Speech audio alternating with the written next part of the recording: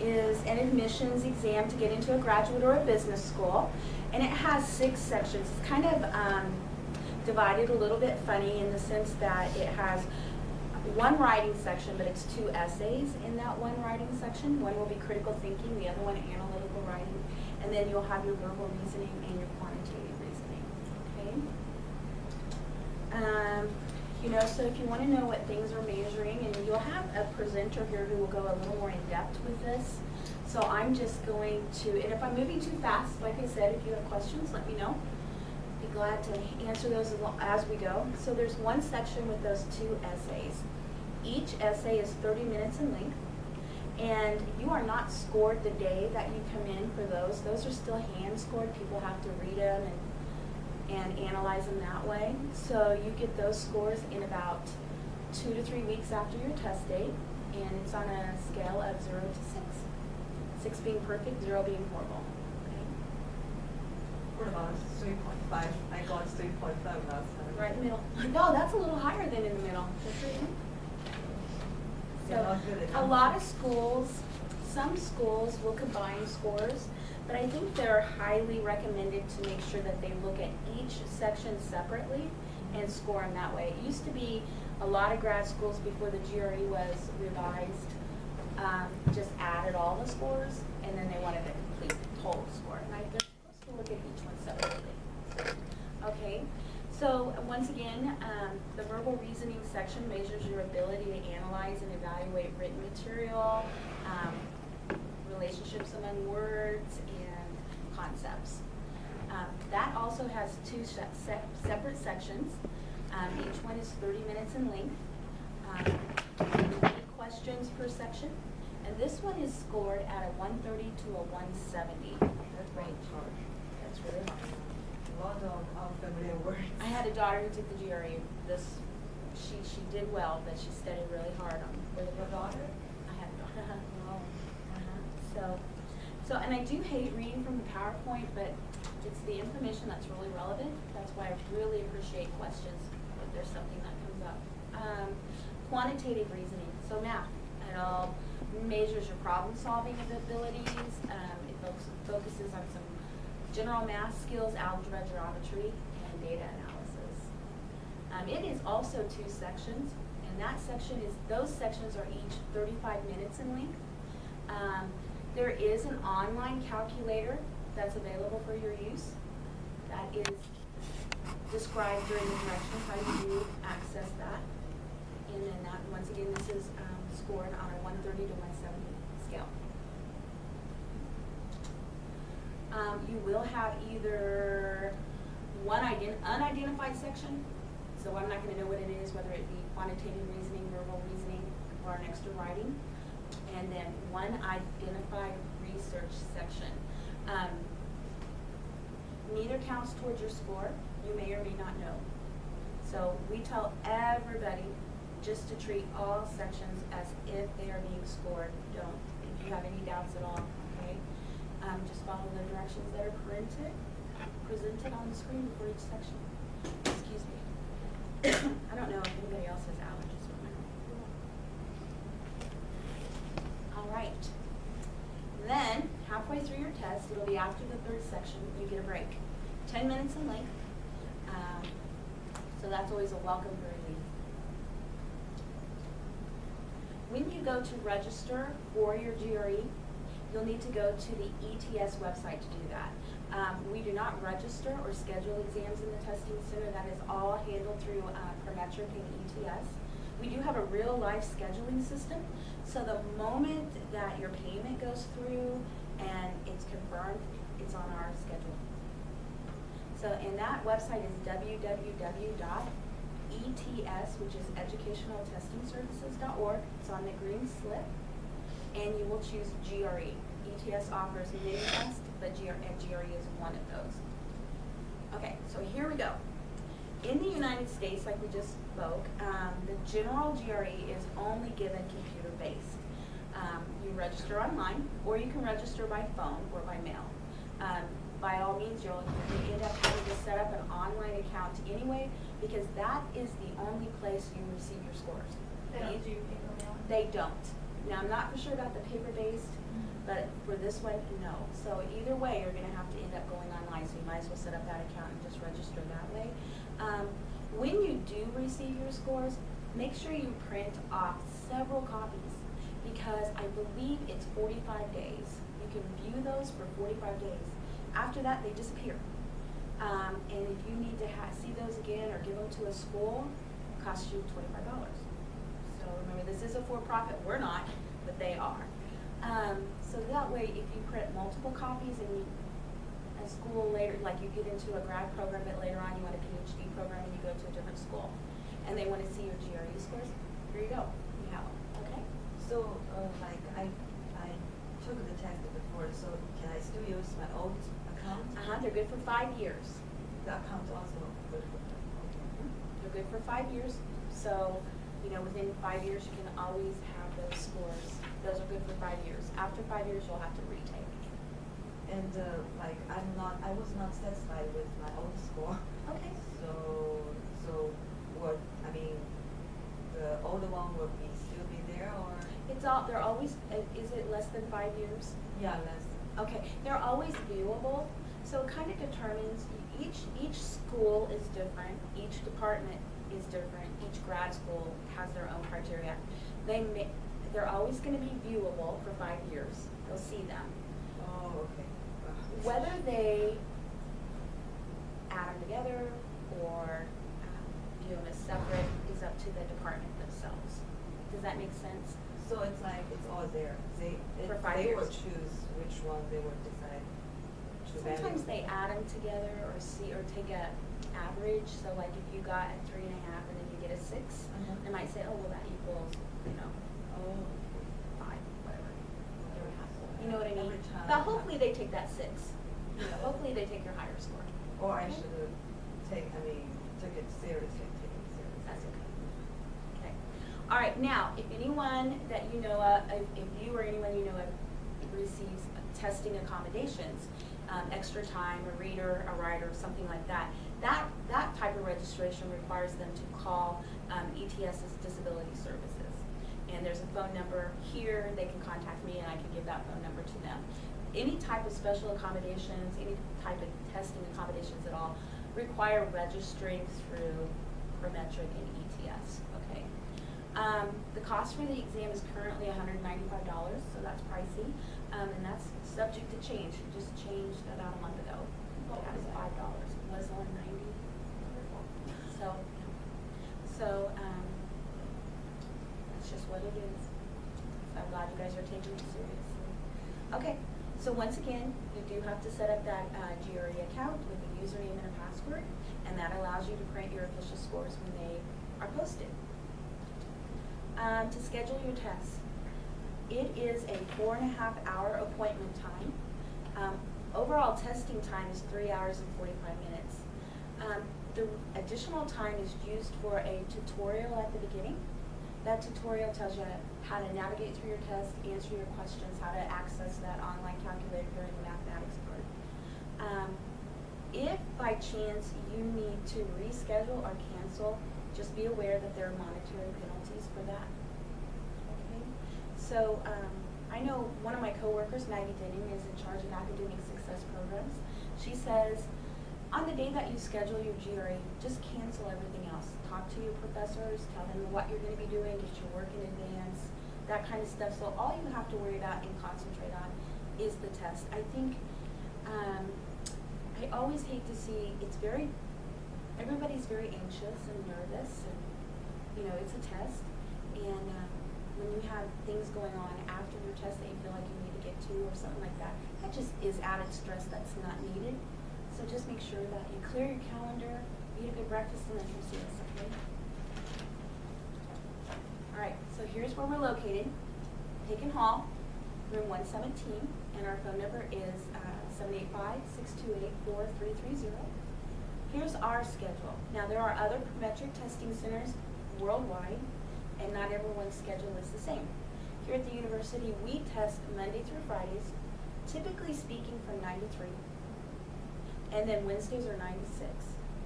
So if you need a 4.5-hour appointment time, any one of those days accommodates that exam. Open in summer? We are open in the summer. Yep. Same. I try to keep the same hours in the summer. We are not open on Fridays in the summer. One year the university was 2 summers. 2 summers. The university closed on Fridays, and my calendar is set a year in advance. And when I want to close a day, that's really difficult. Plus, I needed to close Fridays for the whole summer. That was really difficult to do, so we just don't open Fridays anymore.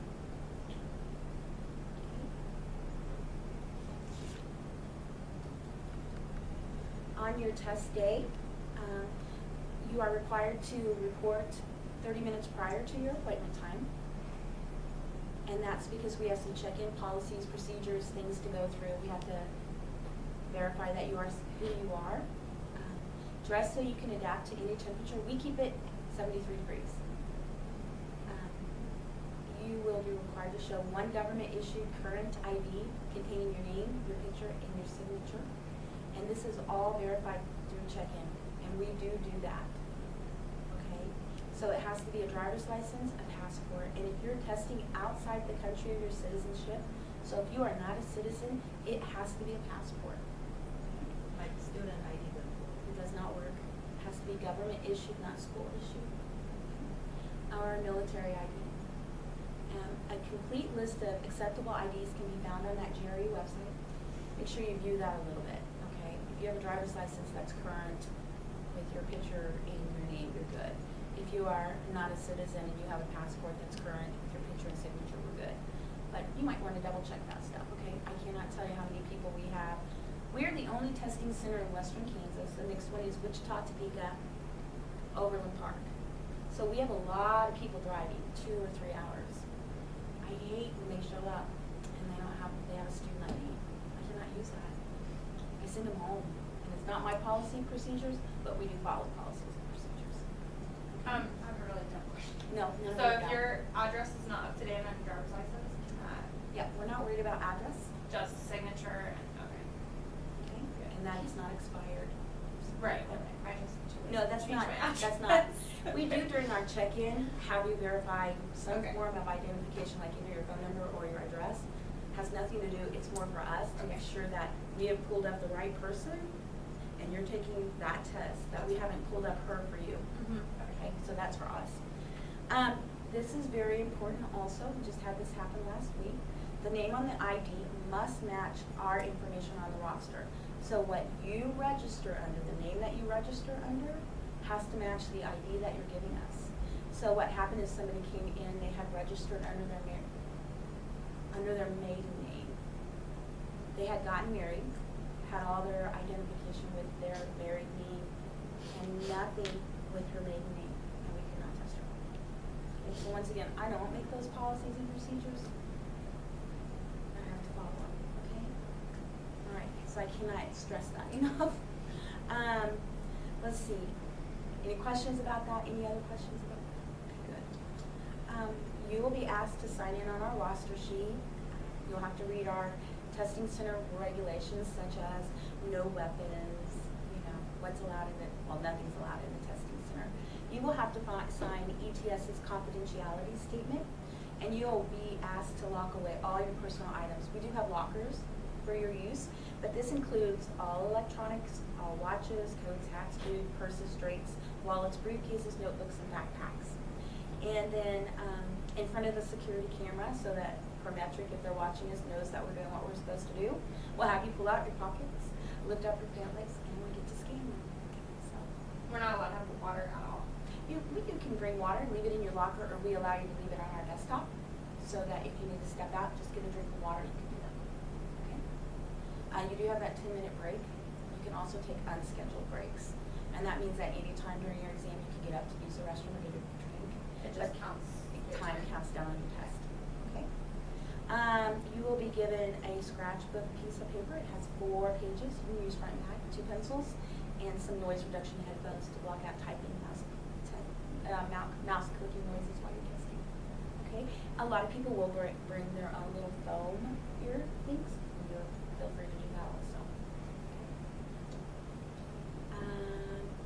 You're asking why we do all this. It's to protect the security of the exam.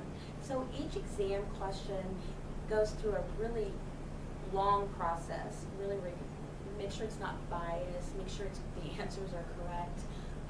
Just a ton of work. And if we allowed anybody in there to test, let them take their cell phones, take pictures of the questions, and then sell those on the internet, that's not fair to you who's studying at all. It allows anybody to get into to cheat to get into a program, and that's not right. So we do take it real serious, but we always do it with a smile. All of our testing area is audio and video recorded, and then we do proctor frequently through the testing area. When we do, we're just pausing to make sure that the only items on your desktop are what we've issued, so we're just doing our jobs, not to make anybody nervous or add more stress. Because they do watch us, like we watch you, they watch us. All right, so preparation materials, we talked a little bit about that. You know that you can order some books.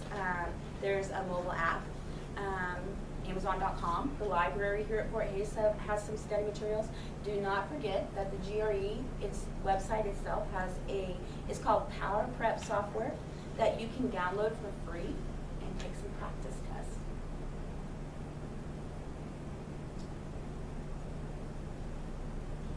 When you take those tests, does it give you like a box score? It does.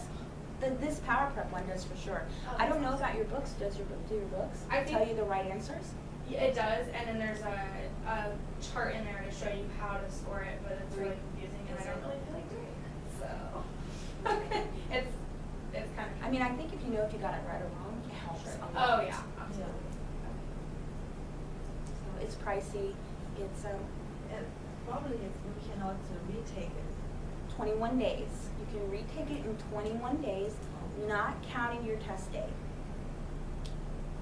Okay. And it's the same amount each time, is that right? Mm-hmm. It is. No, I'm talking about the book. Our book has tests. Oh, but you can't retake those? Yeah. No, I Once you've answered the question. yes, and I called them and said, no, it's done. At first I was like distracted. Oh, so yes.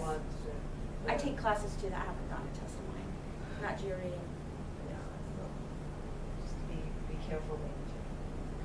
Okay, that's good information to know. As far as the Power Prep software that ETS lets you download for free, I'm not for sure when you take those practice tests how many are offered either. Oh. But I'm sure it's explained to you once it's downloaded. I'm sure they give you some directions. Okay, now your scores. As part of your test fee, the $195, you can submit your scores up to 4 schools. If you have more schools than that, it's going to cost you an additional $25 per school. Okay. If you list that you want, at the end, if you list that you would like your undergraduate to also receive your scores, counts as 1. What if you don't know exactly which schools you want to send them to at the time? Like, can you still send them later at $25 each. So it So has. the only time you can get the 4 is on that test. So if you feel like, I tell everybody to use their 4, regardless. If Like, you, I just don't want to send my scores to a school and then not. they're not end going to up be on. accessed. They're not going to use those unless you register. So you can send them to Harvard. They're not going to worry about those scores or pull them forward until you submit an application to join your school. But then that still takes your 1, is what I'm saying, so you Mhm. can't. So if you have an inclination that you would like to maybe in the future go someplace else, go here, go there, send them. They're not going to be accessed or looked at until you have an application. Okay? It's like And if you never use them, no loss. like last year when I took it, I sent it to UCLA. Okay. So, but I did not submit application, so they cannot see it. They couldn't see it. So like next summer when I retake it, and I submit the application, at that time they will only see my second score. They'll see both. Because they stay on ETS's record for 5 years. Oh. Does that make sense? Okay. So, okay, they can still see the first one. does that make sense? Okay. So ETS is going to send all those records then at that time. When I registered. Okay. to see here. So you'll know those scores. Your official scores, along with your writing scores, are seen in 2 to 3 weeks on that GRE website under your username and account. Now they call the verbal and quantitative scores you see that day as unofficial, just because in case they throw a question out, decide that it's not working, they catch you cheating, then your score is going to be 0. But at that point, that should be your score.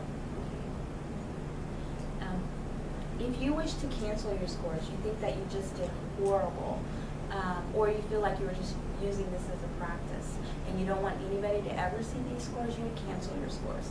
The thing about canceling your scores are you never see your scores.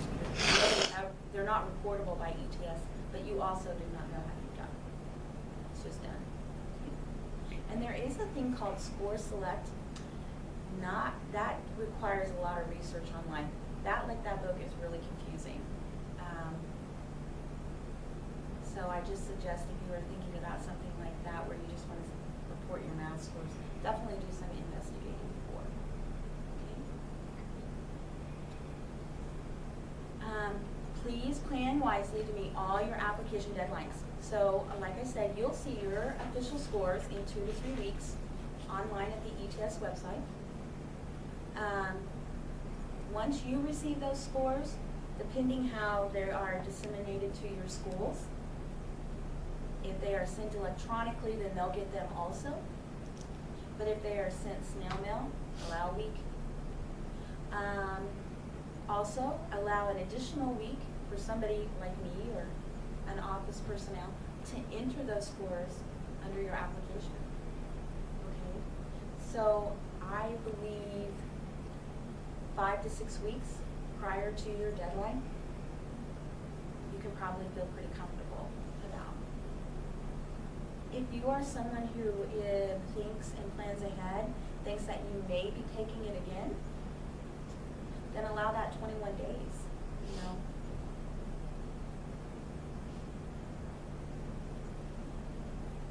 So for a February deadline, I know a lot of grad schools here have a February deadline. November's not too early to take that test. Just in case you have to retake. Not saying you are, just FYI.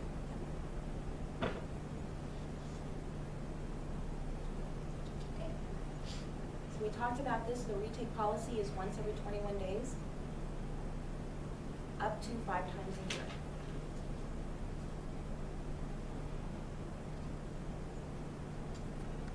And if you have a little bit of anxiety, want some great test-taking skills, Maggie Denning is my coworker, Academic Success Coordinator, and you can call and make an appointment with her.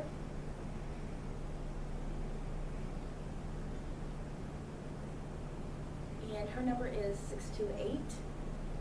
628-4401. You're calling the Kelly Center.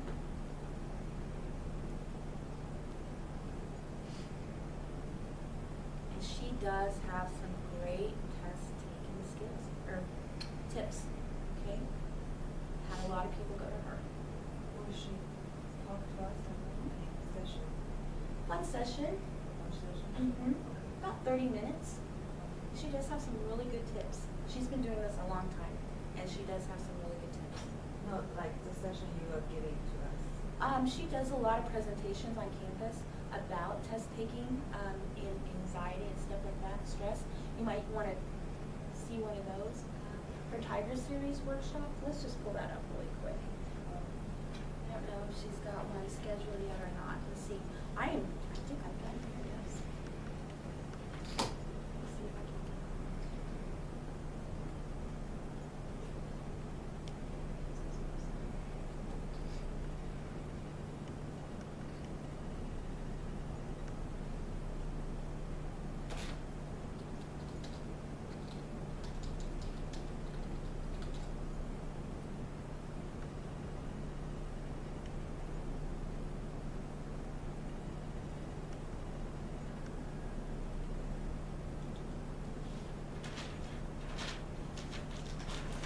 September 9th, tomorrow.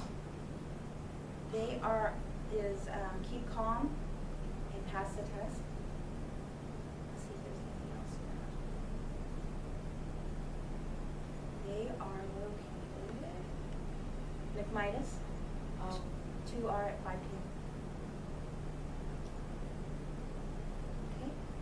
but you can also make an individualized appointment.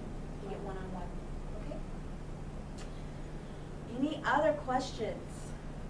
So normally, how long is appropriate to prepare the test? To prepare, I think everybody's individual.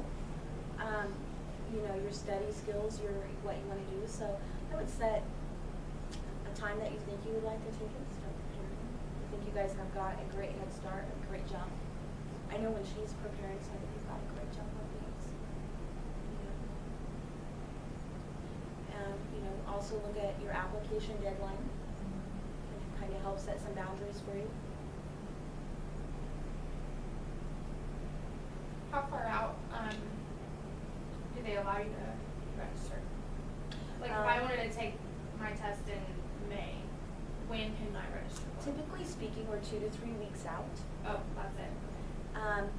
A lot of times toward the end of the year here, so GRE is not the only exam we give. We give about 4,000 different exams, a lot of certifications and licensures to community members, doctors, nurses, mechanics. A lot of time at the end of the year, they've known all year that they've needed to get recertified or licensed, and they push it off till the end of the year. So we get really busy in November and December.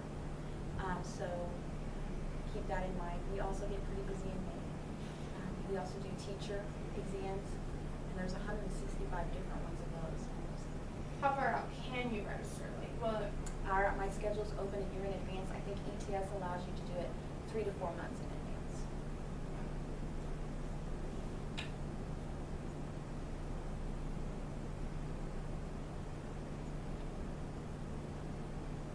I think they'll show you our schedule when you go to register 3 to 4 months. Do you provide individual tutor? We can't. That would be like a conflict of interest because we administer the exam. But I do know at one point the Honor Society had study groups.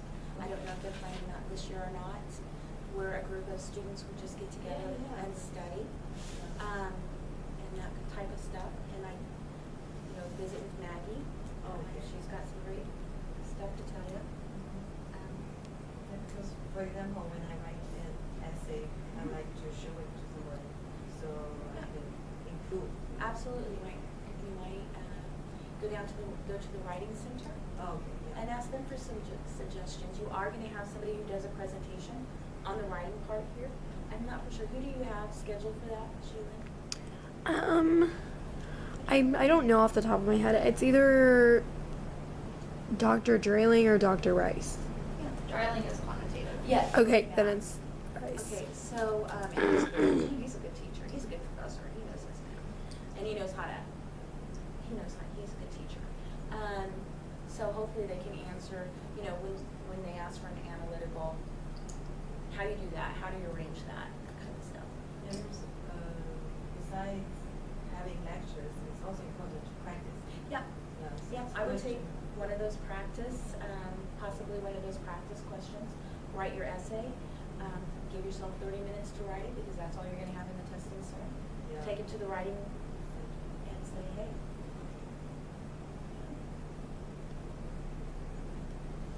Those are all really good questions.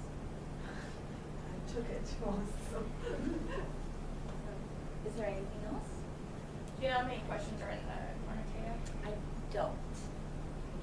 But during that tutorial, a lot of people will skip through that. There's a little time in that tutorial. You're given that time during your appointment anyway. That tutorial time does not come off of your test time. So it'll tell you how many questions you're going to be having. And then there'll be a direction screen before each section that once again tells you what's time, multiple choice questions, and how many there are. I was going to say sometimes they vary, but that's not true for GRE. A lot of tests that we do give, we'll tell people, okay, there's 100 questions, and then they get in there and there's 110. Well, they've decided 10 of them aren't going through this practice or research questions. So, but they do not do that with the GRE. They give you a whole section. How do you guys, is there a timer on the computer that tells us? A countdown timer. And if that bothers you, it can be hidden. Oh, wonderful. Okay. Otherwise, that's what I will stare at the whole time. Yeah, so it can be hidden.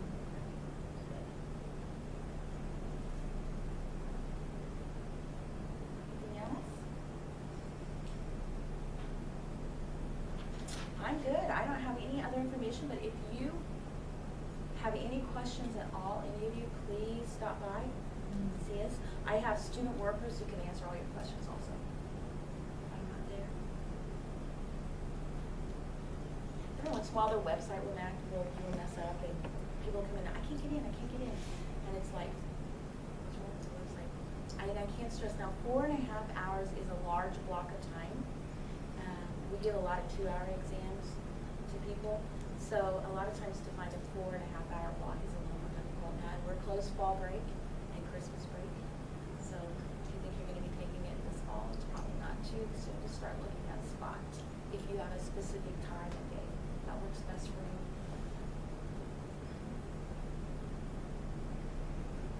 Good? All right, I'm done. Thanks, Shannon.